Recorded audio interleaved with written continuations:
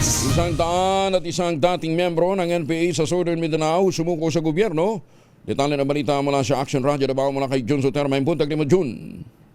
Mayong buntag usab Kuyang Angel, aabot sa 101 na dating aktibong miyembro ng Communist Terrorist Group o New People's Army mula sa Southern Mindanao Regional Command ang kusang loob na sumuko sa gobyerno. Kahapon, Pebrero 17, 2026, sa bilang na ito, 3 ang sumuko sa Davao Oriental Police Provincial Office na ipiniresinta ni Dupo Provincial Director Police Colonel Richie Bucol, habang 98 naman mula sa 66th at 67th Infantry Battalion sa ilalim ng 1001st Infantry Brigade na kinatawa ni Brigadier Commander Brigadier General Vince James Bantilan. Kasama sa isinukong ebidensya ang 42 na iba't ibang kalibre ng armas, 88 bala at ilang dokumento na ginagamit noon sa kanilang operasyon. Ang mga sumuko ay formal na iturnover sa pamahalaang panlalawigan ng Davao Oriental sa pangunguna ni Governor Nelson de Anghirang na nangako magpapatuloy ang pagbibigay ng tulong at suporta sa mga dating rebelde. Ayon kay Brigadier General Bantilan, naging posible ang mass surrender dahil sa pagtutulungan ng militar, kapulisan, mga opisyal ng barangay at komunidad. Sa ilalim ang grupo sa deradicalization process at reintegration program at susuriin din kung sino ang kwalipikado sa ICLIP ng DILG. Ito si Jun Soter para sa DZRH. Una sa Pilipinas, una sa Pilipino. Dengan salamat Jun Soter.